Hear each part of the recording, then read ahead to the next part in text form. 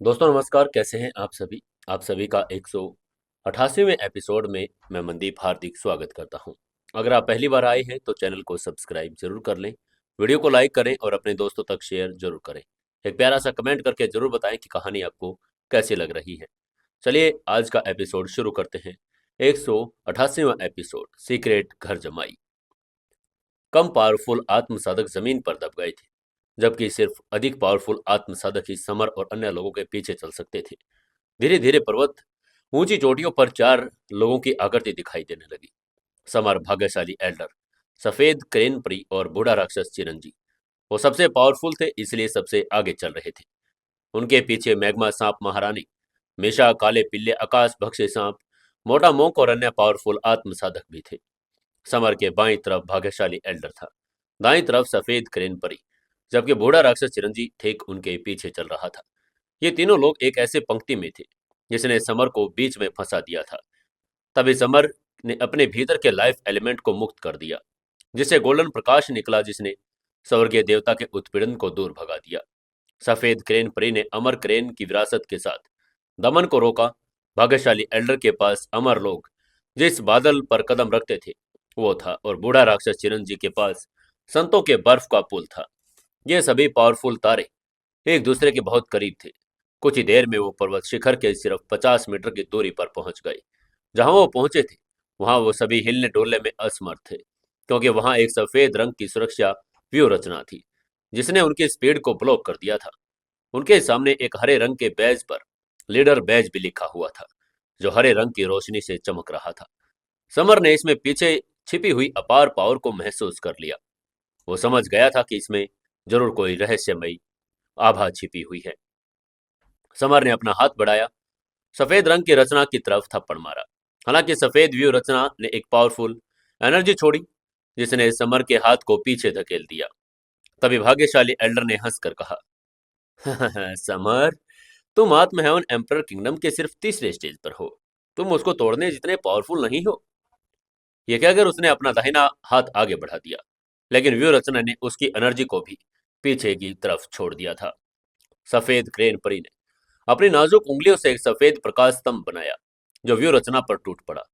हालांकि उस सफेद समूह ने सफेद प्रकाश की एक किरण फेंकी, सीधे उसकी उंगली को उल्टा उसकी तरफ मोड़ दिया।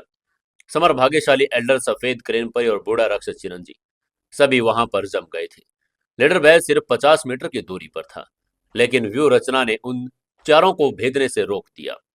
तभी भाग्यशाली एल्डर ने कहा तभी भाग्यशाली एल्डर ने कहा, ये संत व्यू रचना पावरफुल हो सकती है, लेकिन कई हजार साल बीत गए हैं। इसकी पावर सब सुप्रीम किंगडम लेवल के व्यू रचना के बराबर रह गई होगी। इसलिए हम सिर्फ इसे तब तक नहीं तोड़ सकते जब तक हमें इसकी खामियां या इसके व्यू पॉइंट की स्थिति का ना पता चले। उसके बाद सुनकर समर ने अपनी आंखें घुमाई। तुरंत मन ही मन डार्क नाइट एम्प्रर से सेल्पेट से पूछा, सीनियर डार्क नाइट एम्प्रर, मैं अपने सामने वाली व्यू रचना को कैसे तोड़ सकता हूँ? डार्क नाइट एम्परर ने तलवार के अंदर एक पल के लिए सोचा और फिर टेलीपैथी से उसकी इस बात का जवाब देकर बोला, छोटे, अगर तुम संत व्यू रचना गठन को तोड़ना चाहते हो तो एक रास्ता है, वो है इसमें प्रवेश करना। उसकी बात सुनकर समर उलझन में पड़ गया। उसने कंफ्यूज होकर पूछा, सीनियर डार्क नाइट एम्परर, जब मैं अपने सामने व्यू रचना को तोड़ भी नहीं पा रहा तो मैं उसमें कैसे घुसूं?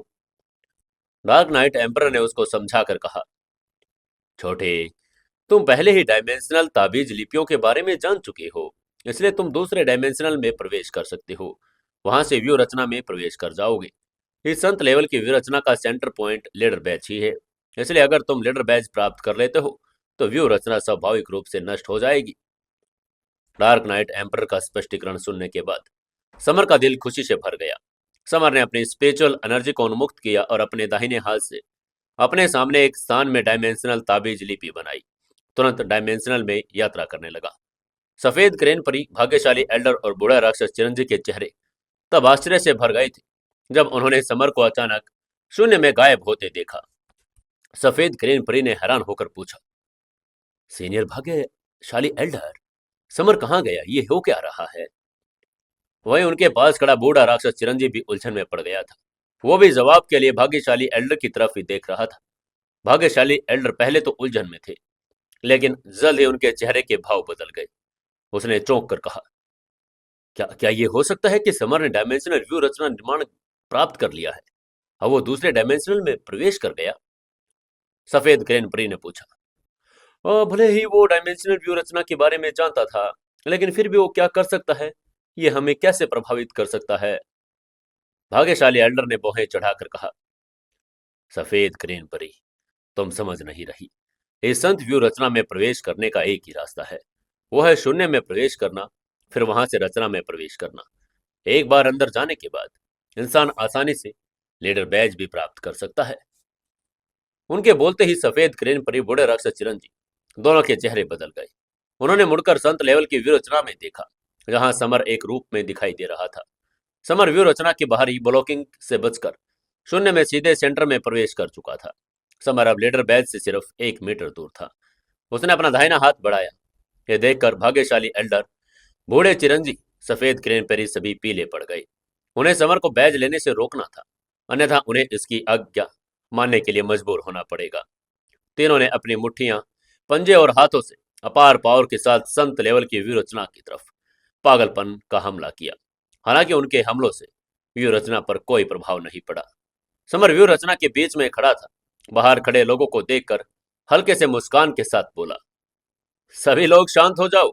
आप लोग कभी भी संत व्यू रचना को नहीं तोड़ पाएंगे जब तक आप डायमेंशनल व्यू रचना के बारे में नहीं जानते। शून्य के माध्यम से यहां नहीं पहुंच सकते हो। इसके बाद समर ने उन्हें इग्नोर कर दिया। अपना दाहिना हाथ लीडर बैज की तरफ बढ़ा दिया। हालांकि लीडर बैज पर स्वर्गीय देवता ताबीज लिपि हरे प्रकाश के साथ चमक रही थी। एक प्रति आकर्षण फोर्स को मुक्त कर दिया और उसने समर को दूर धकेल दिया। समर को सदमा लगा। उसने कभी नहीं सोचा था कि वो उसे कभी छू ही नहीं पाएगा। समर ने तुरंत अपने मॉडल बॉडी तकनीक का इस्तेमाल किया, जिससे उसका पूरा शरीर पावरफुल गोल्डन प्रकाश से चमक उठा।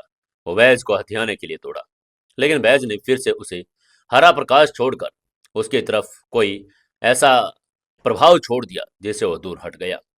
बैज में अमर एनर्जी थी। उसने सीधे समर के हाथ को फिर से पीछे हटा दिया था। तभी समर के मन में डार्क नाइट एम्परर की आवाज प्रकट हुई। उसने टेलीपैथी से कहा, छोटे, ये सामने लीडर बैज सरल नहीं है। ये एंशियंट युग के दौरान अमर हाथों द्वारा धारण किया गया था और इस पर एक अमर व्यू रचना है जिसे औसत लोग ही छू सकते हैं। उसकी बात सुनकर समर ने कंफ्यूजन में पूछा, senior dark knight emperor, leader badge को पाने के लिए मुझे अब क्या करना होगा? डार्क नाइट एम्परर ने उसकी बात का जवाब देकर कहा, छोटे, तुम अपनी वर्तमान ताकत से ऐसा नहीं कर सकते, इसलिए मुझे तुम्हारी मदद करनी होगी। यह कहकर डार्क नाइट एम्परर की आत्मा तलवार से बाहर निकली और अपनी स्पिरिचुअल एनर्जी को लीडर बैज पर छोड़ा। उसकी सतह पर अमर एनर्जी को ब्लॉक कर दिया। समर की आंखें खुशी से भर गई। उसने बिजली की तरह तेजी से अपना हाथ बढ़ाया और लीडर बैज को अपने हाथों में पकड़ दिया। वहीं डार्क नाइट एम्परर का चेहरा पीला पड़ गया था, क्योंकि उन्होंने अभी अभी अपनी स्पिरिचुअल एनर्जी का इस्तेमाल किया था। उसने समर को बैज को शीघ्रता से कंट्रोल करने के लिए कहा और फिर उसकी आत्मा तलवार में लौट गई। तभी समर ने लीडर बैज अपने हाथों में थाम लिया। महसूस किया कि अमर एनर्जी की लहरें उसके शरीर में प्रवेश कर रही है। उसकी त्वचा, मांसपेशियां, नस और सब कुछ को पोषण दे रही है। उसकी साधना की पावर को बढ़ा रही है। लीडर बैज से एक स्वर्गीय देवता ताबीज शास्त्र समर के शरीर में प्रवेश कर गया था। समर ने इसे कंट्रोल करने की क्षमता भी प्राप्त कर ली। एक तेज आवाज के साथ चारों तरफ की सभी संत व्यू रचनाएं बिखर गई और गायब हो गई। समर आश्चर्य से भौचक्का रह गया। समर जमीन पर गिरा और हवा में पीछे की तरफ उड़ गया, क्योंकि उसने देखा कि सफेद क्रेन परी, भाग्यशाली एल्डर और बूढ़ा राक्षस चिरंजी सभी उसी की तरफ बढ़ रहे थे। समर ने बोहें चढ़ाई। अपने दाहिने हाथ से बैज लीडर आगे बढ़ाया और ऊंची आवाज में बोला, तुम सब रुक जाओ, मैंने लीडर बैज प्राप्त कर लिया है। अब मैं आत्म साधना गठबंधन का लीडर हूं। तुम सभी को मेरी बात माननी होगी। उसकी बात सुनते ही सफेद क्रेन परी ने अपना हमला रोक दिया, क्योंकि उसके मन में लीडर बैज के प्रति सम्मान था। हालांकि भाग्यशाली एल्डर और बूढ़े राक्षस चिरंजी नहीं रुके। उन्होंने अपने हाथों से आगे बढ़कर समर पर हमला जारी रखा ताकि उसे वो बैज चुरा सके, और समर का चेहरा भी अब काला पड़ चुका था। भाग्यशाली एल्डर ने अपार पावर के साथ आगे बढ़कर लीडर बैज को पकड़ लिया। हालांकि लीडर बैज ने एक विशाल एनर्जी छोड़ी, जिसने भाग्यशाली एल्डर के शरीर को पीछे धकेल दिया। जिससे वह हवा में उछल गया। जमीन पर गिरते ही उसका चेहरा सफेद हो गया। उन्हें बस अपने अंदर एक विशाल अमर एनर्जी का एहसास हुआ, जिसे हराना उनके लिए असंभव था। उसी समय बूढ़े राक्षस चिरंजी ने लीडर बैज को चुराने के प्रयास में उसे पकड़ लिया। हालांकि इस बार लीडर बैज ने एक ऐसा सशस्त्र फोर्स छोड़ा जिसने बूढ़े राक्षस चिरंजी के सारे इंपोर्टेंट सार को सोख लिया। बूढ़े राक्षस चिरंजी की आंखें भय से भर गई। वो चिल्लाया, क्या क्या मेरा इंपोर्टेंट सार लीडर बैज में कैसे समा गया? समर भी हैरान था, लेकिन उसने परवाह नहीं की। लीडर बैज एक भक्षण करने वाले भंवर की तरह था, जिसने बूढ़े राक्षस चिरंजी के सभी इंपोर्टेंट सार को चूस लिया और उसे अपनी एनर्जी में बदल लिया। वहीं बूढ़े राक्षस चिरंजी का शरीर जमीन पर गिर पड़ा। वो एक सूखी लाश बनकर वहीं पड़ा था। उसका आंतरिक लाइफ, सार, रक्त, पावर और बाकी सब कुछ लीडर बैज ने चूस लिया था। भाग्यशाली एल्डर सफेद क्रेन परी दोनों ही देखकर हैरान रह गई। समर को आखिरकार ये कहावत समझ में आ गई कि जो भी लीडर बैज को पकड़ लेगा वो इंडिया की आत्म साधना वर्ल्ड पर कब्जा कर लेगा। ऐसा इसीलिए था क्योंकि लीडर बैज ने इंडिया के सभी आत्म साधकों को भयभीत कर दिया था। समर ने लीडर बैज को पकड़ लिया और आगे बढ़ गया। आसपास के सभी आत्म साधकों ने उसके लिए रास्ता बना दिया, यहाँ तक कि भाग्यशाली एल्डर और सफेद क्रेन प्रे ने भी जटिल भावनाओं के साथ उसे देखा। वहीं काले पिल्ले उत्साह से भर गया, समर की तरफ उछलने लगा। काला पिल्ले ने बाकी सभी आत्म साधकों को चिल्लाकर कहा, अरे तुम सभी आत्म साधक समर के सामने घुटने टेको और इंडिया के आत्म साधक गठबंधन के लीडर समर को अपना सम्मान दो। सभी नीचे लेवल के आत्म साधक लीडर बैज के आदेशों के आगे झुक गए और घुटनों के बल बैठकर जोर से चिल्लाने लगे, हेल लीडर हेल। समर अब पहले से कहीं अधिक शानदार लग रहा था। उसने हल्के से मुस्कुराकर कहा, अब आप सभी खड़े हो सकते हैं। समर की बात सुनते ही सभी वापस खड़े हो गए। इसके बाद समर ने हाथ हिलाया और जोर से कहा, सब लोग चलो पहाड़ के नीचे चलते हैं। ये कहकर समर आगे चल पड़ा। सभी लोग उसके पीछे चल पड़े। उनके पीछे भाग्यशाली एल्डर, सफेद करेन परी और सभी थे। जब समर सभी के साथ ड्रैगन टाइगर पर्वत के नीचे पहुंचा तो उसका चेहरा बदल गया, क्योंकि एक विशाल सफेद दीवार ने उनका रास्ता रोक दिया था। ये दीवार कई हजार मीटर लंबी और ऊंची थी, जो पूरे ड्रैगन टाइगर पर्वत को और उसके अंदर मौजूद सभी लोगों को घेर रही थी।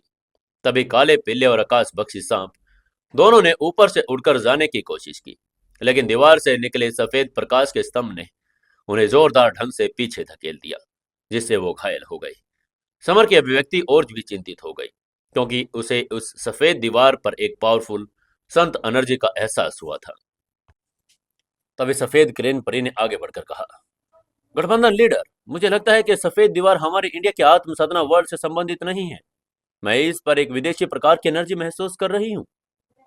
भाग्यशाली एल्डर ने पुष्टि करके कहा, हाँ ये सही है, ये टाइगर ग्रुप की आत्म साधना तकनीकों जैसी लग रही है। उसकी बात सुनकर समर ने संदेह व्यक्त किया कि टाइगर ग्रुप आत्म साधक यहाँ आ गया है। उन्होंने सभी पूर्वी आत्म साधकों को अंदर फंसाने के लिए दीवार बनाई। भाग्यशाली एल्डर ने सिर हिलाकर जवाब दिया, समर की भविष्यवाणी सही है। तभी दीवार के बाहर के एक जंगली हंसी गूंजी। किसी ने हंसकर एक घमंडी आवाज में कहा, हा हा हा, इंडिया के आत्म साधकों, तुम्हारा अनुमान बिल्कुल सही है। हम पश्चिमी आत्म साधक हैं। हम आज तुम सबको मार डालेंगे। ड्रैगन टाइगर पर्वत के खजानों को आपस में बांट लेंगे। तभी समर ने देखा, उन्हें बस एक 5-6 पंखों वाली मानव आकृति दिखाई दी, जो सफेद दीवार के ऊपर उड़ी की थी। इसी समय भाग्यशाली एल्डर ने बोहें चढ़ाकर कहा, ओह सेराफ रेमी, मैंने इस आदमी को पहले भी देखा है। ये टाइगर ग्रुप आत्म साधना की दुनिया का पावरफुल फाइटर है। दीवार के अंदर मौजूद सभी इंडियन आत्म साधक उस अपार एनर्जी को महसूस करके आश्चर्यचकित रह गए, जो रेमी उत्सर्जित कर रहा था। तभी मैग्मा महारानी ने मुस्कुराकर समर से कहा, गठबंधन लीडर, मुझे उसकी पावर को खत्म करने दो। समर ने सिर हिलाकर सहमति में जवाब दिया, जरूर, लेकिन मैग्मा, तुम्हें इस 6 पंखों वाले आदमी से सावधान रहना होगा। ये कोई साधारण इंसान नहीं है। उसकी बात सुनकर मैग्मा महारानी हल्के से मुस्कुराकर जमीन पर जोर से पैर पटका। बिजली की एक किरण की तरह हवा में उड़ गई और तुरंत सफेद दीवार के ऊपर पहुंच गई। उसने अपने हाथ को लहराकर एक विशाल लाल हथेली बनाई, जो अपार पावर के साथ सेराफ की तरफ बढ़ी। सेराफ को इसकी परवाह नहीं थी। उसने शांत भाव से अपनी दाहिनी फिस्ट को हिलाकर एक स्वर्गीय ईश्वर फिस्ट बना ली। फिस्ट अंतरिक्ष से टूटते तारों की तरह आई। मैग्मा महारानी की फिस्ट से जोर से टकरा गई। मैग्मा महारानी का शरीर 4 कदम पीछे धकेल दिया गया। उसका आकर्षक चेहरा पीला पड़ गया था। उसके दाहिने हाथ में दर्द महसूस हुआ। उसने कभी नहीं सोचा था कि 6 पंखों वाला आदमी इतना पावरफुल हो सकता है। शेराफ ने हल्के से मुस्कुराकर मैग्मा महारानी का मजाक उड़ाकर कहा, हाँ स्वीटी, तुम बड़ी कमजोर हो। मैग्मा महारानी को यह उपहास बर्दाश्त नहीं हुआ। उसने अपनी फिस्ट उठाई और फिर से शेराफ पर हमला कर दिया। लेकिन शेराफ बहुत पावरफुल था। उसने मैग्मा सांप महारानी को एक बार फिर हरा दिया। वहीं समर ने नीचे खड़े होकर उनकी लड़ाई देखी। उसने पहचान लिया कि शेराफ कम से कम 9वें स्टेज का फाइटर है, मैग्मा से कहीं ज्यादा पावरफुल। इसके अलावा शेराफ ने स्वर्गीय ईश्वरीय फिस्ट का इस्तेमाल किया था, जो पौराणिक अमर फिस्ट तकनीक थी। समर उन दोनों की फाइट देखकर हल्के से मुस्कुराया और आकाश में देखते हुए मैग्मा महारानी से बोला, नीचे आओ मैग्मा महारानी, तुम शेराफ की बराबरी नहीं कर सकती। मैग्मा महारानी हिचकिचाने लगी, लेकिन उसे एहसास हो गया था कि उसे शेराफ से कमजोर है। उसने गुस्से से शेराफ को घूरा, फिर नीचे उतरते हुए समर के पास वापस आ गई। तभी सफेद दीवार पर बड़ा शेराफ अहंकार से दहाड़ उठा। उसकी आंखें समर और पीछे खड़े 10,000 आत्मसाधकों को तिरस्कार से देख रही थी। उसने हंसकर कहा, तुम सभी इंडियन आत्मसाधकों, तुम में से कोई भी आज इस देवदूत दीवार से बाहर नहीं जाएगा। आज मैं तुम सबको यहीं मार डालूंगा। शेराफ की धमके भरे शब्द सुनकर इंडियन आत्मसाधकों की आंखें क्रोध से भर गई। कुछ ने उसकी चुनौती का सामना करने की कोशिश की, लेकिन वो पराजित हो गए और बुरी तरह से घायल हो गई। कुछ कम पावरफुल आत्मसाधक तो शेराफ के एक थप्पड़ से मारे गए, लेकिन उनके शरीर खूनी कोहरे से जम गए थे। वहीं समर ने बोहें चढ़ाई। इंडियन मृत आत्मसाधकों को देखकर उसकी आंखें ठंडी पड़ गई थी। उसने स्पष्ट से गठबंधन लीडर को जरा भी सम्मान नहीं दिया था। तभी बचे हुए आत्मसाधक एक साथ चिल्लाए, लीडर, आपको हमारे साथियों का बदला लेना पड़ेगा, हमें बचाना पड़ेगा लीडर। इन लोगों को बचाना अब समर की जिम्मेदारी थी। लेकिन जब समर ने शेराफ पर हमला करने के लिए कदम बढ़ाया तो सफेद क्रेन परी ने उसे रोककर कहा, लीडर, अभी लड़ने की आपकी बारी नहीं है। मुझे शेराफ की देखभाल करने दीजिए। मेरे पास अमर क्रेन है, जिससे मैं आकाश में उड़ सकती हूँ। समर ने सिर हिलाया और कहा, सफेद क्रेन परी, ठीक है, लेकिन सावधान रहना। सफेद क्रेन परी ने अपने वलय से अमर क्रेन को पुकारा और अमर क्रेन बर्फ जैसा सफेद था। अमर एनर्जी भी छोड़ रहा था। क्रेन परी तुरंत उस पर सवार होकर सफेद दीवार के ऊपर उड़ गई। उसकी गति देखकर सभी आत्मसाधक भी चौंक गए थे। शेराफ ने सफेद क्रेन परी के अपार पावर को महसूस किया और वो चिंतित हो गया। उसने तुरंत अपने पंख फड़फड़ाए, सफेद रोशनी की एक किरण से हमला किया। सफेद क्रेन परी ने हमला नहीं किया, सिर्फ अमर क्रेन के सिर पर थपथपाया। अमर क्रेन ने अपनी दाहिनी भुजा को जोर से हिलाकर सफेद प्रकाश की एक किरण जो सफेद आई थी, एक जोरदार धमाका हुआ, जिससे आकाश और जमीन में एक बड़ी दरार बन गई। विशाल एनर्जी का टकराव नीचे की तरफ आया। समर की बोहें सिकुड़ गई और उसने अपने दाहिने हाथ को एक विशाल हथेली की तरफ हिलाया और उसे तुरंत एनर्जी तरंग को नष्ट करने के लिए आगे बढ़ा दिया। ये देखकर आसपास के सभी आत्मसाधक चिल्ला उठे, लीडर की जय हो, लीडर की जय हो। समर के इस कदम से उनकी सारी झिझक दूर हो गई। उनकी जय जयकार सुनकर समर ने हल्के से मुस्कुराकर उन्हें भाग्यशाली एल्डर से बोला, भाग्यशाली एल्डर, यदि एनर्जी तरंग फिर से नीचे गिरती है तो आप इसे रोकेंगे? भाग्यशाली एल्डर ने भी सहमति में सिर हिला दिया। वहीं उधर सफेद दीवार के ऊपर शेराफ और अमर करेनी लड़ रहे थे। तभी इधर काले पिल्ले ने समर से पूछा, तुम्हें क्या लगता है कि कौन जीतेगा? समर ने उसकी बात का जवाब देकर कहा, तुम्हें क्या लगता है? बेशक सफेद क्रेन पर ही जीतेगी। काले पिल्ले ने पूछा, क्यों सफेद क्रेन करी ही क्यों? समर ने हल्की झुंझलाहट के साथ उसकी बात का जवाब देकर कहा, क्या तुम देख नहीं रहे हो, सफेद क्रेन परी अभी सिर्फ अमर क्रेन का इस्तेमाल कर रही है। उसने अपनी पावर का इस्तेमाल तो किया ही नहीं, फिर भी शेराफ उसका मुश्किल से मुकाबला कर रहा है। अगर सफेद क्रेन परी खुद कार्रवाई करेगी तो उसे हरा देगी। पिल्ले को समझाने के बाद समर ने ऊपर देखकर चिल्लाकर कहा, सफेद क्रेन परी, अब तुम्हें आक्रमण करना चाहिए और इस 6 पंखों वाले आदमी को हरा देना चाहिए। सफेद क्रेन परी ने सिर हिलाया और अमर क्रेन के हमलों को रोक दिया। वो खुद फाइट में शामिल हुई। अमर क्रेन की पीठ पर पैर रखा और सफेद दीवार के ठीक ऊपर छतरी। उसने अपना दाहिना हाथ हिलाकर एक विशाल हथेली बनाई जो शेराफ की तरह ताली बजा रही थी। आगे से शेराफ ने अपने पंख फड़फड़ाए। लेकिन सफेद करेन परी की हथेली से निकली अमर एनर्जी की एक अजय किरण ने सफेद शराफ के शरीर के ऊपर उड़ा दिया। शराफ का चेहरा पीला पड़ गया, उसके मुंह से खून निकलने लगा। तभी समर ने मुस्कुराकर कहा, सफेद क्रेन परी, अपनी पावर्स को बचाकर मत रखो, शराफ का सिर फाड़ दो और आगे बढ़ो। समर की बात सुनते ही सफेद क्रेन परी ने अपने भीतर के अमर देवता लाइफ एलिमेंट को प्रकट किया और अपने दाहिने हाथ से एक विशाल अमर क्रेन का पंजा बनाया। उसने जोर से शराफ को अपने पंजों में जकड़ लिया और उसका दाहिना हाथ फाड़ दिया। शराफ ने दर्द से करहा उठा। उसके पंख के टूटे हुए टुकड़े खून बहने लगे। उसके 6 पंख अब 5 हो गए। वहीं सफेद करी ने बिना किसी हिचकिचाहट के हमला जारी रखा और शराफ के पंखों की एक और जोड़ी फाड़ दी। अब 3 पंख बचे थे। उसने अपना संतुलन और उड़ने की क्षमता खो दी थी। खून की उल्टियां करके वह जमीन पर गिर पड़ा। जब सफेद करीन परी उसे मारने के लिए आगे बढ़ी, तभी दूर से एक तेज रोशनी की किरण निकली जिसमें भयानक एनर्जी थी।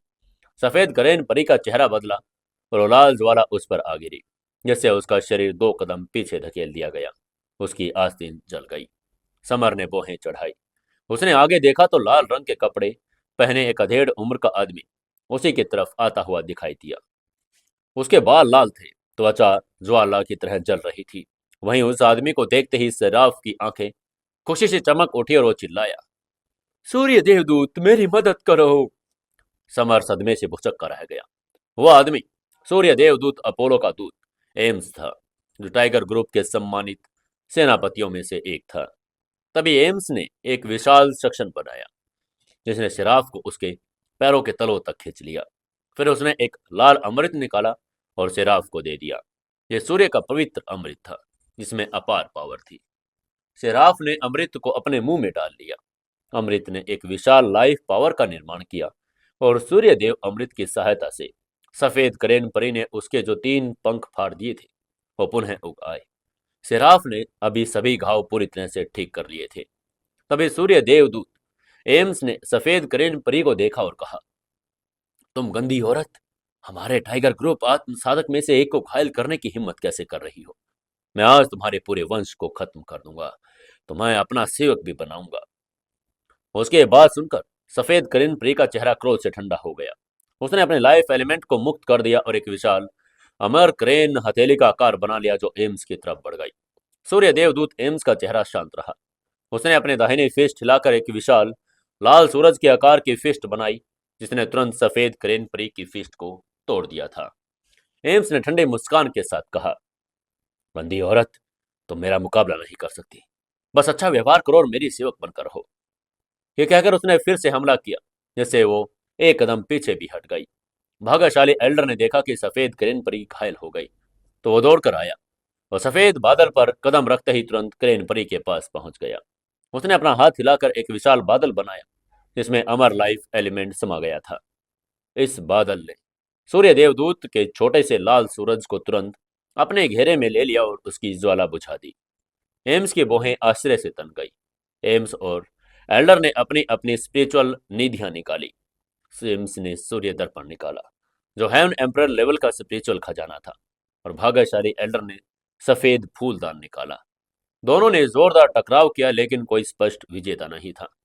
इस समय सूर्य देव के दूत ने एक और स्पिरिचुअल खजाना निकाला, एक विशाल तांबे की घड़ी, जिसे सूर्य की आत्मा एम्परर घड़ी कहा जाता था।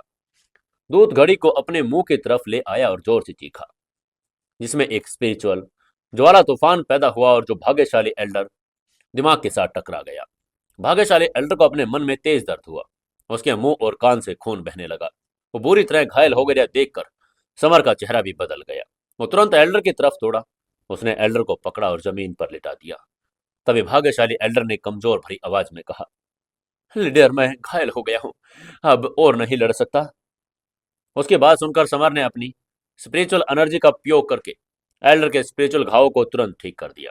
ठीक होते ही भाग्यशाली एल्डर ने कहा, थैंक यू मेरे लीडर। इसके बाद समर एल्डर को पीछे जाने के लिए बोला। तभी सूर्य देव के दूत ने जोर से हंसकर कहा, तुम इंडियन आत्म साधक लोग मेरी तुलना में बड़े कमजोर हो। सूर्य देव के दूत की बात सुनकर सभी लोग क्रोधित हो गए।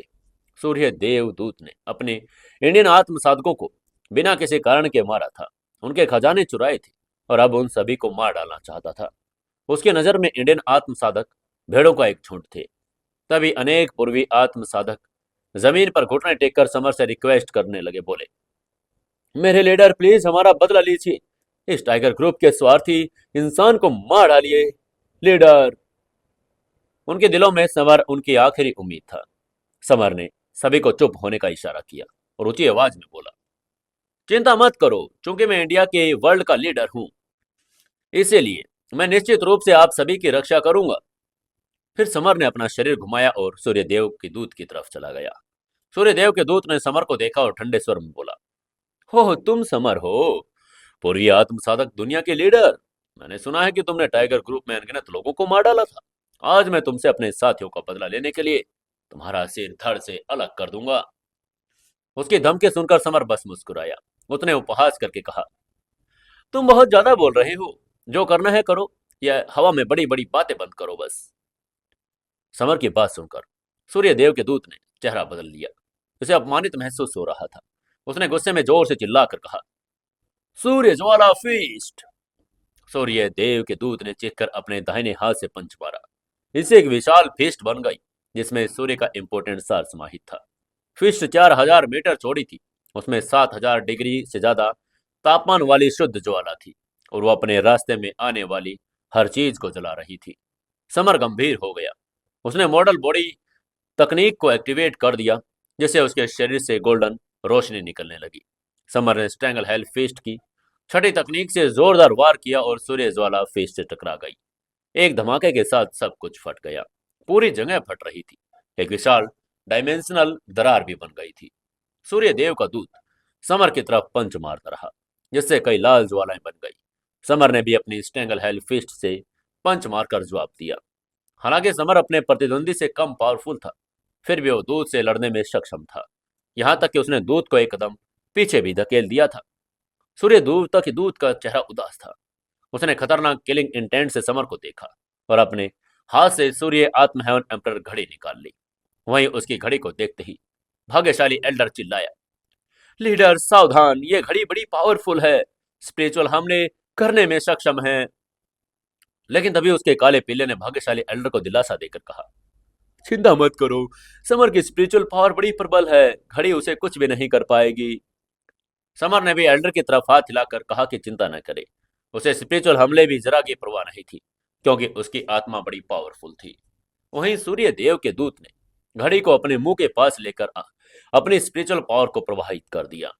उसके इस हमले को देखकर समर ने चिल्लाकर कहा, शेर की दहाड़ बवंडर, और उसने अपने शेर की दहाड़ का तीसरा हमला किया। दोनों ध्वनि आपस में टकरा गई। बीच का स्थान आधा हो गया और एक शून्य बन गया। समर सूर्य देवता के दूत के हमले को देखकर हैरान रह गया। उसने आश्चर्यचकित होकर कहा, समर, मुझे नहीं लगता कि तुम्हारा स्पिरिचुअल हमला वास्तव में मेरे सूर्य देव की आत्म हेवन एम्परर घड़ी के हमले को ब्लॉक कर सकता है। यह कहकर सूर्य देव के दूत ने फिर से घड़ी को पकड़ा और चिल्लाकर कहा, सूर्य की आत्म हेवन एम्परर घड़ी, आकाश को हिला देने वाली गर्जना। विशाल एनर्जी ने एक उग्र एनर्जी बल के साथ स्पिरिचुअल लहर का निर्माण किया, जो पहले की अपेक्षा बड़ी पावरफुल थी। समर जानता था कि दूत ने अपना सबसे पावरफुल आक्रमण कर लिया है। उसने भी अपना अब आक्रमण करने का फैसला किया। समर ने जोर से चिल्लाकर कहा, चौथी दहाड़, थंडर और लाइटनिंग शेर। उसकी स्पिरिचुअल एनर्जी ने एक अचानक विशाल काले शेर का निर्माण किया, जिसके ऊपर कड़कड़ाती हुई बिजली चमक रही थी। थंडर और लाइटनिंग शेर दहाड़ और स्पिरिट ब्लॉक आपस में टकरा गई। टक्कर के बाद थंडर एंड लाइटनिंग लाइन की हल्की काली बिजली से ध्वनि घड़ी फट गई और अनगिनत टुकड़ों में बिखर गई। तभी समर ने आसपास के साधकों ने जमर से जयकार लगाकर बोला, पावरफुल लीडर, इस टाइगर ग्रुप के स्वार्थी को पराजित कर दो। वहीं सूर्य देव के दूत का चेहरा पीला पड़ गया। उसे अपनी आत्मा में दर्द में झंझनाती एनर्जी का एहसास हुआ। समर ने इस बढ़त का फायदा उठाया और अपनी स्पिरिचुअल एनर्जी को जागृत करके सोनिक थंडर और लाइटनिंग शेयर के हमले को जारी रखा। काली बिजली की किरणें उत्सर्जित की और अपने दुश्मन पर प्रहार कर दिया। उसका हमला देखकर अंत में सूर्य देव के दूत ने सूर्य के आत्म हेवन एम्परर घड़ी को हवा में उछाल दिया और उसे एक विशाल घड़ी में बदल दिया, जिसका व्यास 1 दर्जन फीट था। वह समर को घड़ी के अंदर फंसाना चाहता था, समर ठंडे मुस्कान के साथ मुस्कुराया। उसने अपने मन में काले सफेद चक्की के पत्थर को हिलते हुए महसूस किया। समर ने बिना किसी हिचकिचाहट के उसे तुरंत एक्टिवेट कर दिया। काला सफेद चक्की का पत्थर एक विशाल काली और सफेद किरण के रूप में प्रकट हुआ और सूर्य की आत्म हेवन एम्परर घड़ी की तरफ बढ़ने लगा। घड़ी ने संघर्ष करने की कोशिश की, लेकिन चक्की के पत्थर ने उसे खा लिया और वो उसकी स्पिरिचुअल एनर्जी में बदल गई। उसके बाद समर ने काले सफेद चक्की के पत्थर को अपने दिमाग में वापस खींच लिया। तभी सूर्य देव के दूत ने समर को आश्चर्य भरी नजरों से देखा।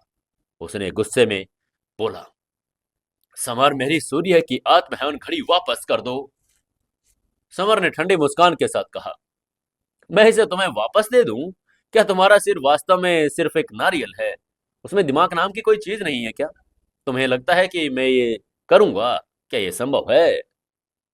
उसकी तिरस्कार भरी बात सुनकर सूर्यदेव के दूत का चेहरा खतरनाक किलिंग इंटेंट से भर गया। उसने गुस्से में चिल्लाकर कहा, समर कमीने, मुझे आज तुम्हें मरना ही होगा। उसके बाद उसने अपने पेट से एक लंबा काला ब्लेड निकाल कर चिल्लाकर बोला, जिसे एक सूर्य कृपाण बोला। उसने बलपूर्वक समर की तरफ वार किया, जिससे डायमेंशनल दीवारों में एक बड़ी दरार पड़ गई। उसके इस हमले को देखकर समर ने भौहें चढ़ाई। उसने अपनी कलाई घुमाई और फायर एम्पर तलवार को सीधे डायमेंशनल अंगूठी से बाहर निकाला। समर ने फायर एलिमेंट के इंपोर्टेंट सार में तलवार में प्रवाहित किया और चिल्लाकर बोला, फायर शेर। समर ने बिना किसी हिचकिचाहट के फायर एम्पर तलवार के सबसे पावरफुल तकनीक का इस्तेमाल कर दिया था। समर के सामने हजारों मीटर बड़ा एक लाल फायर शेर बना। उसने लाल ज्वाला का एक गोला उगल दिया, जो लंबे ब्लेड के प्रहार से टकरा गया और एक विशाल एनर्जी उतार चढ़ाव का निर्माण हुआ।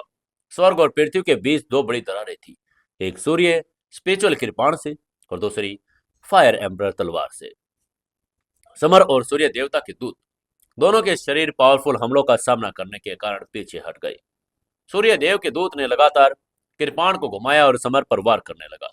समर शांत दिख रहा था और अपनी फायर एम्पर तलवार घुमाता रहा। उसका मुकाबला बराबरी का था। समर जानता था कि सूर्य देव का दूत तो बस एक अग्रदूत है, इसलिए वो अपने सबसे पावरफुल पत्ते जैसे गोल्डन ज्वाला बचा कर रख रहा था।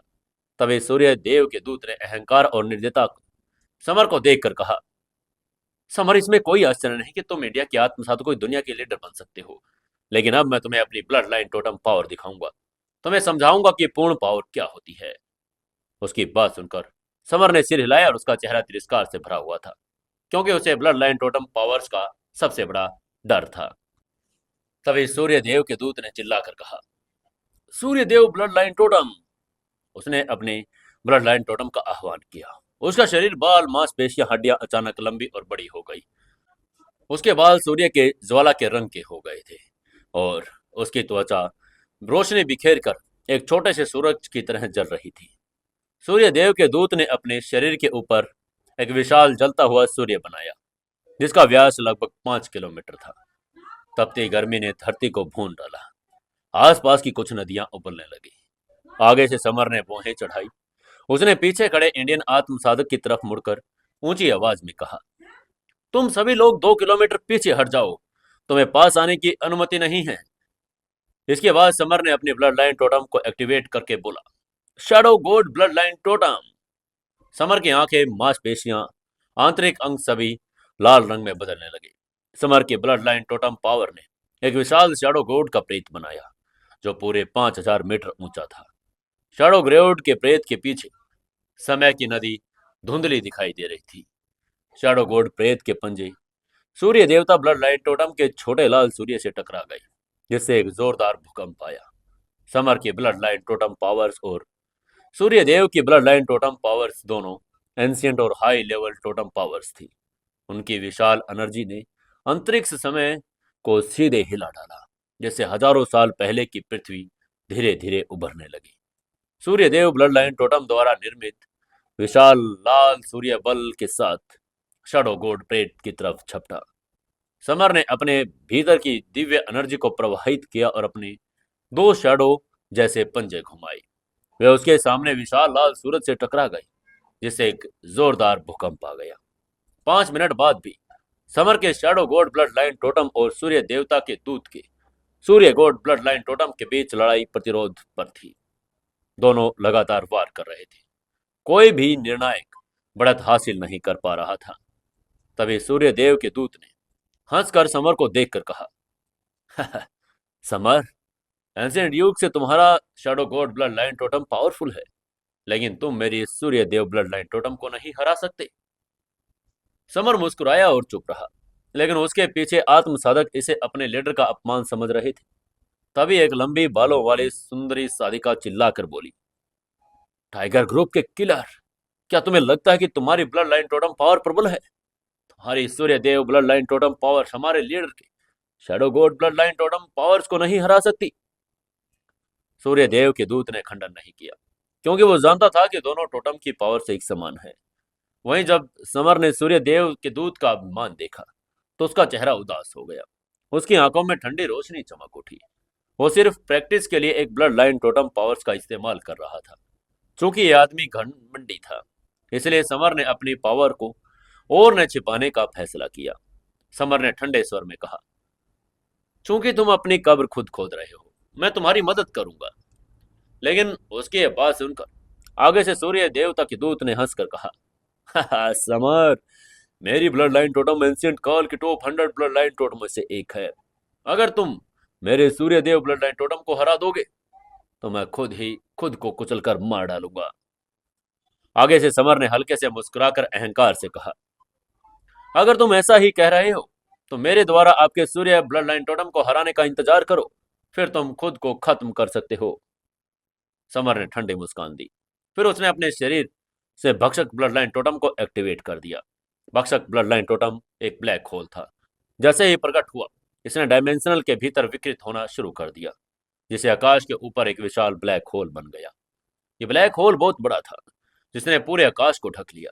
समर ने भक्षक ब्लड लाइन टोटम के शरीर को कंट्रोल किया, जिससे एक विशाल काला भंवर बन गया, जो सूर्य देव के ब्लड लाइन टोटम्स की तरफ बढ़ने लगा। काले भंवर ने एक विशाल पावरफुल चूषण बल उत्सर्जित किया, जिसने सूर्य देव के ब्लड लाइन टोटम को सीधे अपने अंदर समाहित कर लिया।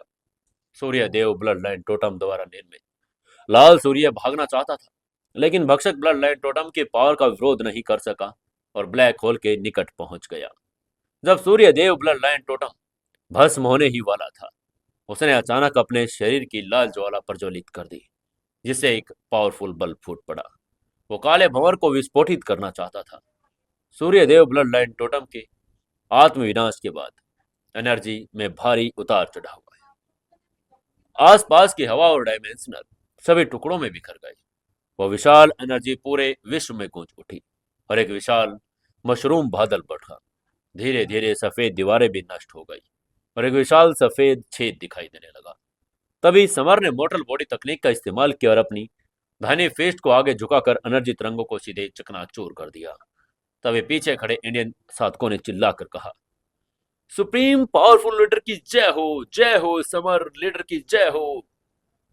वहीं समर के शरीर के ऊपर भक्षक ब्लड लाइन टोटम द्वारा निर्मित काले भंवर ने सूर्य ब्लड लाइन टोटम को अपनी चपेट में ले लिया और अपनी एनर्जी में बदल दिया। उसके खत्म होते ही दूत ने अपने मुंह से खून की एक बड़ी सी बूंद थूकी। उसका चेहरा पीला पड़ गया। उसकी ब्लड लाइन टोटम पावर पूरी तरह से नष्ट हो गई, जिससे उसका शरीर बुरी तरह से घायल हो गया। जब समर के भक्षक ब्लड लाइन टोटम ने सूर्य देव ब्लड लाइन टोटम को निगल लिया तो उसकी पावर बढ़ गई। अवशोषित सारी एनर्जी समर के स्पिरिचुअल नाभिक की तरफ एकत्रित हो गई, जिसमें उत्परिवर्तन होने लगे। समर के स्पिरिचुअल नाभिक पर पहले 3 निशान थे, लेकिन अब उसमें लगातार बढ़कर 6 निशान हो गए, जो अब उसके छठे स्टेज पर पहुंचने का प्रतीक था। समर को लगा कि उसका शरीर हिंसक पावर से भर गया। उसने एक पंच मारा जो सीधे उसके सामने की हवा से टकराया और उसमें 100 ब्लैक होल बन गए। इसके बाद समर ने सूर्य देव के दूत को देखकर हल्की सी मुस्कान दी और कहा, तुमने अभी कहा था अगर मैं तुम्हारी टोटम को हरा दूं तो तुम खुद को सुसाइड कर लोगे, तो जाओ और कहीं झांक कर अपना सिर फोड़ लो। उसकी बात सुनकर सूर्य देव के दूत का चेहरा बदल गया। वो अपनी जगह पर खड़ा ही रहा और अपनी जगह से हिला तक नहीं। जब तक वो कुछ देर के लिए नहीं हिला तो समर ने खतरनाक किलिंग इंटेंट से कहा, चूंकि तुम अपना वादा नहीं निभा रहे, खुद को मारने नहीं जा रहे हो, तो मैं खुद नरक में भेजूंगा तुम्हें। ये कहकर समर ने अपनी हथेली हिलाई, जिससे एक विशाल लाइफ एलिमेंट वाली हथेली में बदल गया। उसने सूर्यदेव के दूत की तरफ वार किया। सूर्यदेव के दूत का शरीर कई मीटर तक उल्टा उड़ गया और फिर जोर से जमीन पर गिरा। उसने मुंह खोलकर खून की एक बड़ी मात्रा थूकी।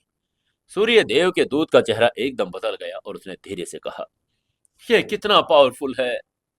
वहीं समर ने हल्के से मुस्कान के साथ दूत के सामने तेजी से उड़ान भरी और फिर से जमीन पर पटक दिया, क्योंकि उसकी ताकत अब समर के सामने कुछ भी नहीं थी। समर ने अपने सामने खड़े सूर्यदेव के दूत की तरफ देखा और धीरे से कहा, मुझे बताओ, तुम कैसे मरना चाहते हो।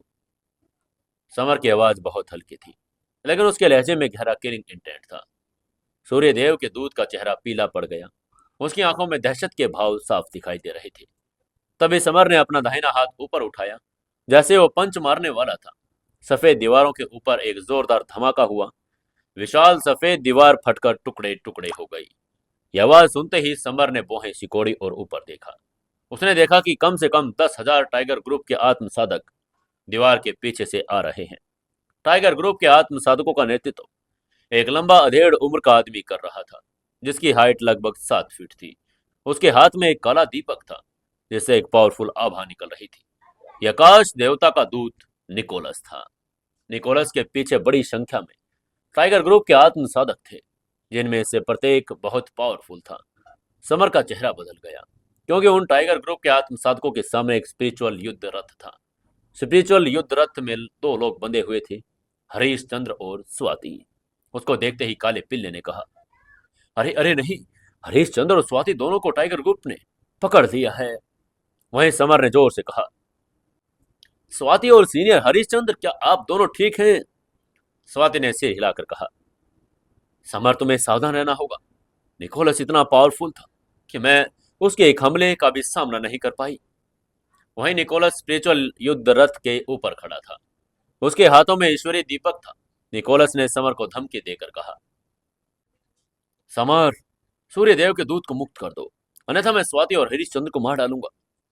लेकिन आगे से समर ने ठंडी आवाज में मुस्कुराकर कहा, अगर तुम चाहते हो कि मैं सूर्यदेव के दूत को मुक्त कर दूं, तो आपको स्वाति और हरीश चंद्र को जाने देना होगा, अन्यथा बस चुप रहो। समर की बातें सुनकर निकोलस का चेहरा बदल गया।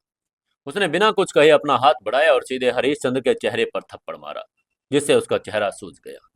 ये देखकर इंडिया के आत्मसाधकों की आंखें क्रोध से भर गई। हरीश चंद्र इंडियन आत्मसाधकों के वर्ल्ड में बहुत सम्मानित थे।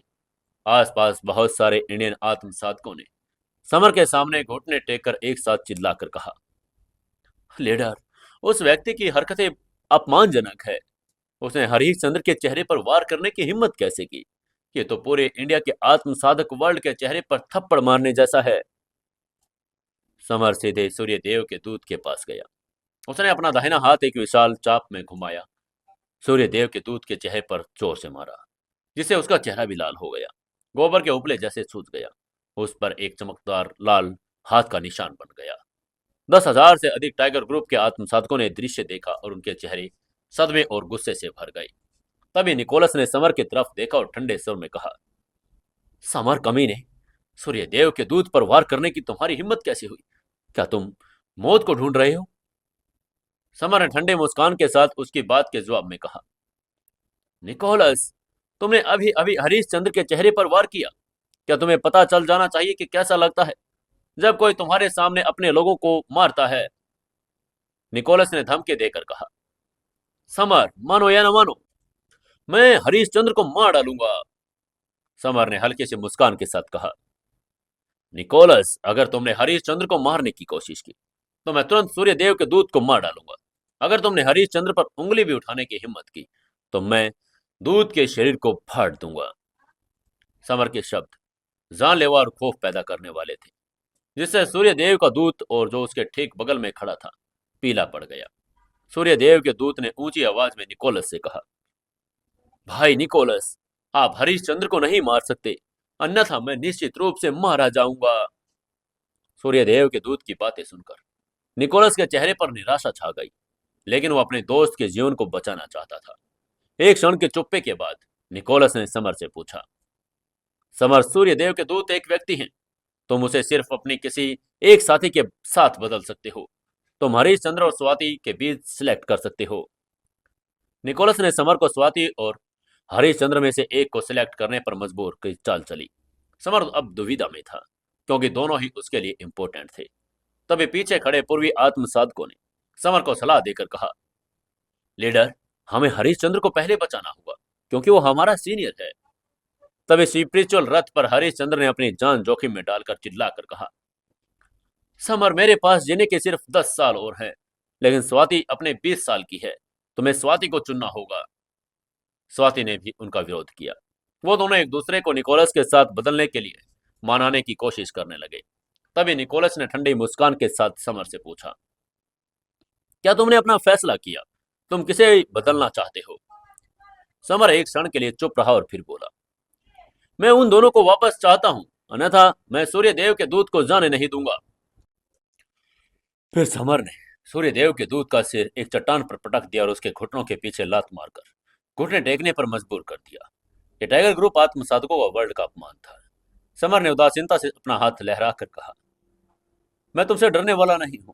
मैं अपनी बात फिर से दोहरा रहा हूं।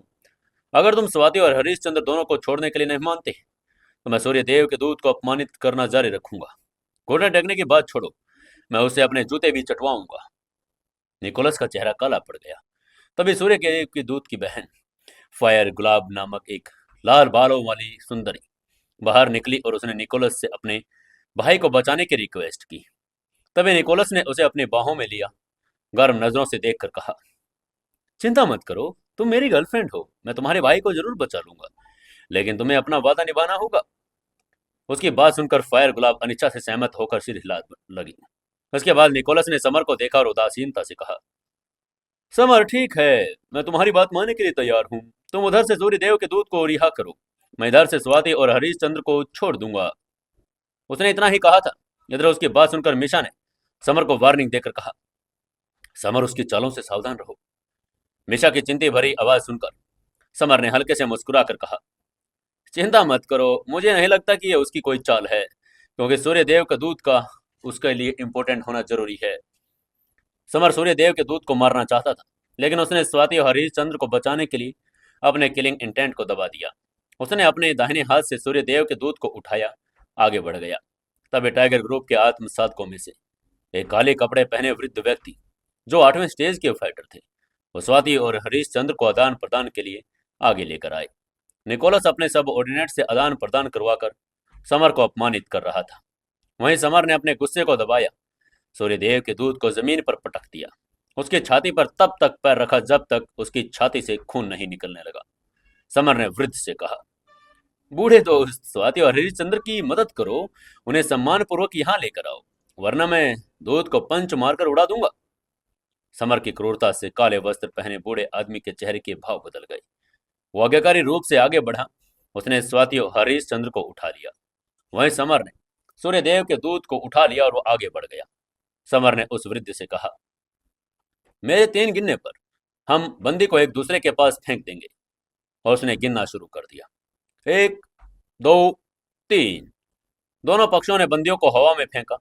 सूर्यदेव का दूत, जो गंभीर रूप से घायल था लेकिन बंधा नहीं था, हवा में स्वाति और हरीश चंद्र पर चुपके से हमला करने की कोशिश करने लगा। ये देखकर समर के चेहरे के भाव बदल गए। उसकी आंखों में हत्या का भाव आ गया। उसने जमीन पर जोर से लात मारी और हवा में उछल गया, गोल्डन रोशनी बिखेर कर दाहिनी फिस्ट से सूर्य देव के दूत की तरफ बेजोड़ ताकत से घुमा दिया। एक बड़ी ध्वनि के साथ सूर्य देव के दूत का शरीर अनगिनत टुकड़ों में बिखर गया, हवा में गायब हो गया।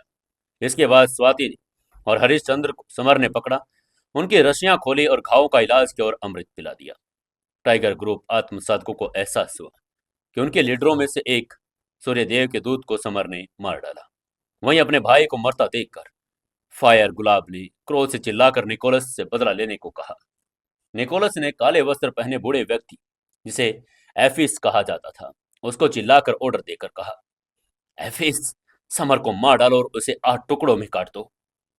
वहीं एक ठंडी मुस्कान के साथ समर आगे बढ़ गया। चूंकि आत्म हेवन एम्पर किंगडम के 6ठे स्टेज तक वो पहुंच गया था, वो अपने उस उच्च लेवल के फाइटर को चुनौती दे ही सकता था। तभी एफिस ने अपनी हथेली को आगे बढ़ाया, जो 5000 मीटर ऊंची एक विशाल हथेली में बदल गई। समर ने ठंडी मुस्कान के साथ अपनी स्ट्रेंगल हेल फिस्ट का इस्तेमाल किया जिससे हथेली टूट गई। समर ने उसका हाथ पकड़ा और जोर से एफिस का दाहिना हाथ ही तोड़ दिया। एफिस चीख पड़ा। उसकी चीख सुनते ही निकोलस ने समर को धमकी देकर कहा, समर, बूढ़े को छोड़ दो, मैं तुम्हारी जान बख्श दूंगा। लेकिन आगे से समर ने दबंगई से कहा, आकाश देवता के दूत, तुम खुद को क्या समझते हो कि तुम मुझसे उम्मीद कर रहे हो कि मैं तुम्हारी बात सुनूं? लेकिन मैं अपने बात साबित करने के लिए आज इसे मार डालूंगा। ये कहकर समर ने एफिस की गर्दन को अपने हाथों में पकड़ लिया। अपनी पकड़ स्ट्रोंग कर ली। एक कर्कश ध्वनि के साथ समर ने एफिस की गर्दन तोड़ दी। उसकी डेड बॉडी को जमीन पर गिरा दिया। तभी इंडियन आत्मसाधकों ने एक्साइटेड होकर चिल्लाकर कहा, हमारा लीडर सुप्रीम पावरफुल है। वहीं टाइगर ग्रुप के आत्मसाधक क्रोधित थे। उन्होंने उनसे विनती करके कहा, भगवान आकाश देवता के दूत, आपको समर को मारना होगा और हमारे साथी का बदला लेना होगा। आकाश देवता के दूत ने सिर हिलाया। समर से पर्सनली लड़ने का फैसला किया। इंडिया और टाइगर ग्रुप दोनों के आत्मसाधकों ने अपनी सांसें रोक ली। वहीं निकोलस ने अपने हाथ में ईश्वरीय दीपक पकड़ा था, जिससे अंधकार में प्रकाश निकल रहा था। 10,000 टाइगर ग्रुप आत्मसाधक ईश्वरीय दीपक की भयानक पावर को जानते थे, इसलिए वह हजारों मीटर पीछे हट गए। इधर समर ने भी मुड़कर स्वाति, हरीश चंद्र, काले पिल्ले और अन्य लोगों से कहा, आप सभी लोग 3,000 मीटर पीछे हट जाएं, चाहे कुछ भी हो जाए, मेरे पास मत आना। आकाश देवता का दूत समर से कुछ दर्जन मीटर दूर था। वह अहंकार और तिरस्कार से भरा था। तभी निकोलस ने अहंकार से कहा, तुम्हें सम्मानित महसूस करना चाहिए। तुम मेरे ईश्वरीय दीपक के नीचे मरोगे। मैं तुम्हारे शरीर को दीपक के तेल में परिष्कृत करूंगा और तुम्हें 100 साल तक जलाऊंगा। समर क्रोधित हो गया। उसने ठंडी मुस्कान के साथ कहा, आकाश देवता के मूर्ख, डींगे मत हाँको। मैं तुम्हें मार डालूंगा और तुम्हें एक दीपक बना दूंगा जो 200 साल तक जलेगा। निकोलस ने एक कदम आगे बढ़ाया। जमीन में एक गड्ढा खोद दिया जिससे उसकी महान पावर का प्रदर्शन हुआ। समर ने बिना किसी हिचकिचाहट के अपनी डायमेंशनल अंगूठी से गोल्डन कलश निकाली। यह गोल्डन संत का कलश था। इसमें बड़ी मात्रा में गोल्डन एनर्जी थी। समर ने ईश्वरीय दीपक से निपटने के लिए गोल्डन कलश का इस्तेमाल करने का फैसला किया। निकोलस ने ईश्वरीय दीपक से लाल प्रकाश की किरणें छोड़ी, जो भयानक गर्मी के साथ आगे बढ़ी। समर ने अपने लाइफ एलिमेंट से प्रसारित करके गोल्डन कलश को थपथपाया, जिससे एक किरण निकली। गोल्डन एनर्जी धरती को हिला देने वाली ध्वनि के साथ ईश्वरीय दीपक के लाल फायर से टकरा गई। दोनों एनर्जियां गायब हो गई। इसका मतलब था कि दोनों ने एक दूसरे के साथ हमलों में सफलता प्राप्त कर ली। समर सदमे से भुचक्का रह गया। निकोलस भी आश्चर्यचकित था। निकोलस ने हल्की मुस्कान के साथ समर को देखा और कहा, हो तुम अच्छे हो। मुझे लगा था कि तुम है मैं एक ही वार में मार सकता हूँ। लगता है मुझे अपनी हमलावर पावर बढ़ानी पड़ेगी। सच कहूं तो मैंने सिर्फ एक ही देवी फायर का इस्तेमाल किया। अगर मैं हाई लेवल की देवी का इस्तेमाल करूंगा तो तुम मारे जाओगे। ईश्वरीय दीपक में कई ईश्वरीय फायर्स थे, जिनमें अलग अलग रंग का अलग अलग लेवल के प्रतिनिधित्व लोग कर रहे थे। आकाश देवता के दूत निकोलस ने मुस्कान के साथ एक रहस्यमय मंत्र का जाप शुरू किया, जिसमें नीले प्रकाश की एक किरण प्रकट हुई। नीली ईश्वरीय फायर का तापमान पहले वाली लाल फायर से अधिक था, लगभग 8,000 डिग्री सेल्सियस। समर ने उस नीली आग की पावर को भांप लिया। उसने अपने दाहिने हाथ से गोल्डन कलश पर जोर से थपथपाया और गोल्डन एनर्जी की 3 किरणें निकली। तीनों किरणें नीली आग से टकरा गई और एक जोरदार आवाज हुई। लेकिन अगले ही पल समर के चेहरे के भाव बदल गए, क्योंकि उसकी गोल्डन एनर्जी की 3 किरणें नीली आग में भस्म हो गई। तभी निकोलस ने उपहास में हंसकर कहा, हा हा हा, समर, मेरी नीली आग की तापमान 8,000 डिग्री है। तुम्हारी गोल्डन एनर्जी बड़ी कमजोर है और तुम मेरे सामने कुछ भी नहीं।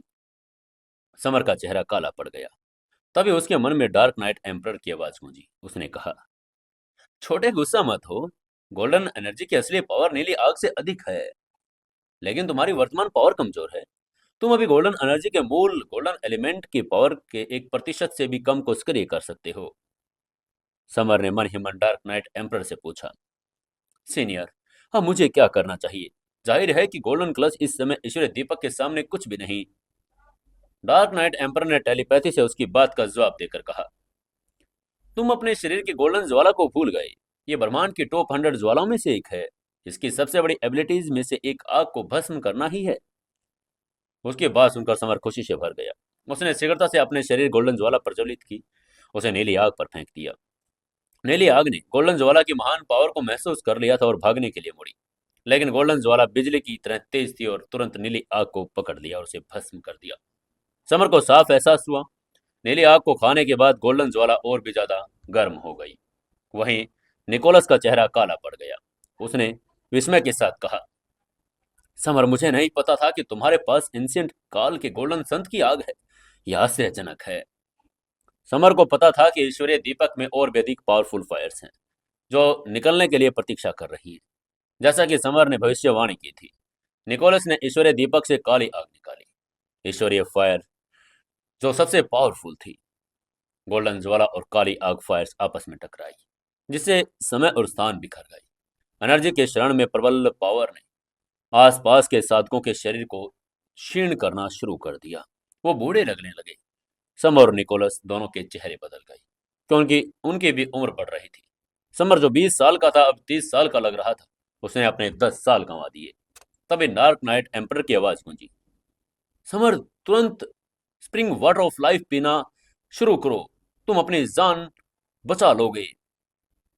उसकी बात सुनते ही समर ने बिना किसी हिचकिचाहट के spring water of life P लिया। स्प्रिंग वाटर ऑफ लाइफ बड़ी मात्रा में लाइफ एनर्जी में परिवर्तित हो गया। समर ने जो 10 साल खोए थे उनकी भरपाई तुरंत हो गई और उसका शरीर उसी के अनुरूप सुंदर हो गया। समर को इतना सुंदर बनता देखकर निकोलस को बड़ी जलन हुई। उसने तुरंत पहचान लिया कि समर के हाथ में जो खजाना था वह स्प्रिंग वाटर ऑफ लाइफ था। निकोलस ने तुरंत समर को ऑर्डर देकर कहा, समर, ये स्प्रिंग वाटर ऑफ लाइफ मुझे दे दो। उसकी बात सुनकर समर ने आंखें घुमाई और कहा, क्या तुम मूर्ख हो? मैं तुम्हें ये क्यों दूंगा? उसकी बात सुनकर निकोलस क्रोधित हो गया। वो अब ईश्वरीय दीपक का इस्तेमाल नहीं कर सकता था, इसलिए उसने अपनी लाइफ एनर्जी को प्रवाहित किया और अपना दाहिना हाथ आगे बढ़ाया, जो एक विशाल इंपोर्टेंट सार हथेली में बदल गया। समर की तरफ आगे बढ़ने लगा। आगे से समर ने उदासीनता से मुस्कुराकर सीधे स्टेंगल हेल्थ फिस्ट तकनीक का छठी तकनीक का इस्तेमाल किया। 5000 मीटर चौड़ी काली फिस्ट निकोलस की इंपोर्टेंट सार हथेली से टकरा गई, जिससे एक विशाल आघात तरंग उत्पन्न हुई। निकोलस ने फिर से समर पर स्काई गोड पाम दे मारा, जिसका समर ने स्टंगल हेल फिस्ट से मुकाबला किया। निकोलस ने आश्चर्य से कहा, समर, मुझे उम्मीद नहीं थी कि तुम्हारे फिजिकल हमले इतने पावरफुल होंगे। तुम्हारे पास समर लेवल की फिस्ट तकनीकें होंगी। कोई आश्चर्य नहीं कि तुम मेरे आकाश गोड पाम को रोक सकते हो। निकोलस ने ठंडे मुस्कान के साथ आगे कहा, बहुत अच्छा समर, मैंने तुम्हें हराने के लिए एक और स्पिरिचुअल खजाने का इस्तेमाल करने का फैसला लिया है। उसने अपने डायमेंशनल अंगूठी से एक काला लंबा भाला निकाला। लंबा भाला स्याही की तरह काला था। इसकी उपस्थिति इतनी प्रबल थी कि इसने आकाश में एक बड़ा छेद कर दिया। आगे से समर ने फायर तलवार निकाली। फायर तलवार भाले से टकराने से पहले ही एक विशाल चट्टान के दो हिस्सों में काट दिया। समर को एक कदम पीछे हटना पड़ा। उसकी फायर तलवार ग्रेट फोर्स से वापस आ गई। तभी निकोलस ने अहंकार से कहा, हो, तुम्हारी फायर तलवार कुछ भी नहीं।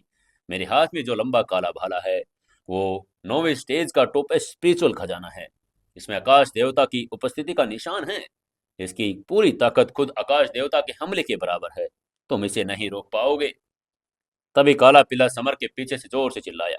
उसने समर से कहा, समर, सावधान रहो, मैं इसे स्पष्ट रूप से महसूस कर सकता हूँ। काले भाले में आकाश देवता की पावर है। तभी निकोलस ने चिल्लाकर कहा, आकाश देवता का भाला, और उसने एक बवंडर काला बना दिया जो समर की तरफ उड़ रहा था।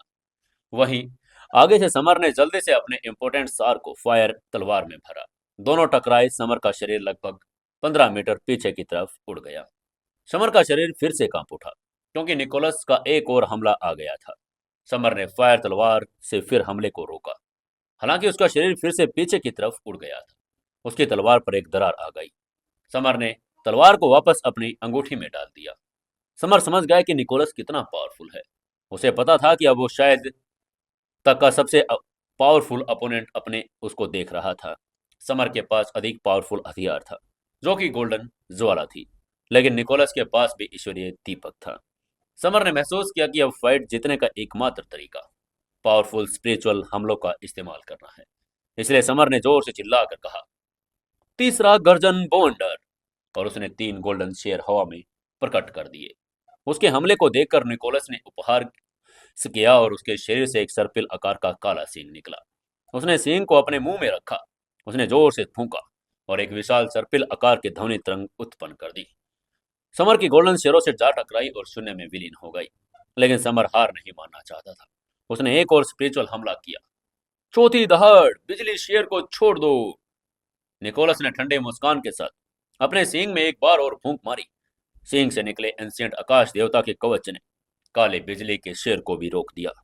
ये घटना देखकर आसपास के साधक अचंभित और स्तब्ध रह गए थे। समर का सबसे पावरफुल खजाना आकाश देवता के दूत के काले सींग के सामने कुछ भी नहीं था। यह कहना सुरक्षित होगा कि समर ने अपने अधिकांश चालें इस्तेमाल कर ली और उनमें से कोई भी निकोलस का कुछ भी नहीं कर पाया। अब क्या करेगा समर? क्या समर हार जाएगा या फिर कोई समझौता करेगा? जानने के लिए जुड़े रहिए अपनी कहानी सीक्रेट घर जमाई के साथ। दोस्तों, कहानी को ज्यादा से ज्यादा शेयर करें, कमेंट करें और लाइक जरूर करें।